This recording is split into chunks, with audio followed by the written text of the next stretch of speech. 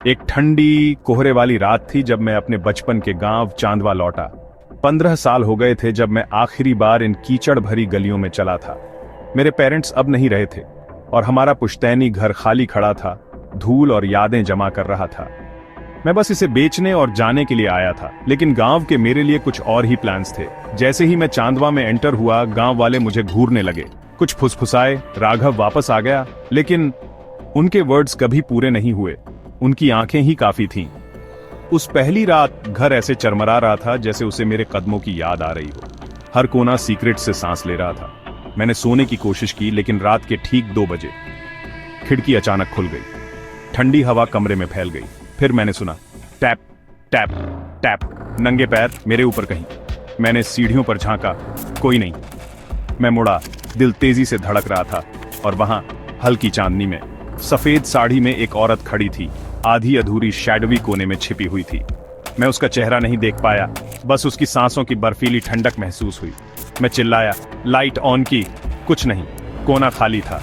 बस मैं था, अंधेरा और मेरा तेज धड़कता दिल। अगले दिन मैं बाबा से मिलने गया, जो गांव के सबसे बूढ़े और समझदार आदमी थे। उन्होंने मुझे अपनी गहरी थकी हुई आंखों से देखा और कहा, अब उस घर में कोई नहीं रहता बेटा। वो औरत, वो अभी भी किसी के लौटने का इंतजार कर रही है।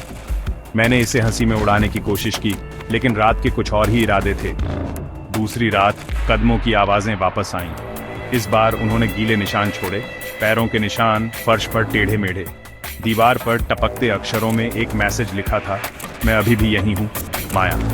माया, मेरी बचपन की दोस्त, वो लड़की जो उसी घर में मरी थी 15 साल पहले, एक आग में जिसका कारण किसी को कभी पता नहीं चला। लेकिन मुझे याद था, उस दिन उसने मुझसे गांव न छोड़ने की भीख मांगी थी। मैंने मना कर दिया। क्या माया अभी भी मेरे लौटने का इंतजार कर रही थी? उस रात मैंने आग का सपना देखा। आग की लपटें पुरानी लकड़ी की दीवारों पर चढ़ रही थीं। माया चिल्ला रही थी, उसकी आवाज मेरे कानों में गूंज रही थी, और मैं बस देख रहा था। सबसे बुरा पार्ट, मैंने ही आग लगाई थी, गुस्से में, जब उसने मेरे साथ जाने से मना कर दिया था।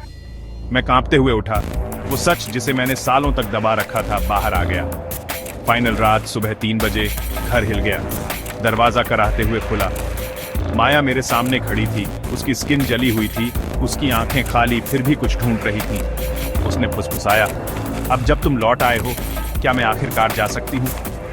मेरे चेहरे से आंसू बह रहे थे जैसे मैंने फुसफुसाया, मुझे माफ कर दो माया। एक चीख ने रात को चीर दिया, फिर सन्नाटा।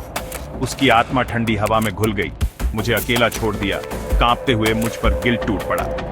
सुबह गांव वालों ने मुझे पुराने घर में बेजान पड़ा पाया। डॉक्टर ने कहा कि यह हार्ट अटैक था, लेकिन दीवार पर माया की हैंडराइटिंग में एक आखिरी मैसेज था, मैं अब चली गई हूं, लेकिन वो मेरे साथ है। और बस ऐसे ही गांव में एक और भूत की कहानी बन गई। The end.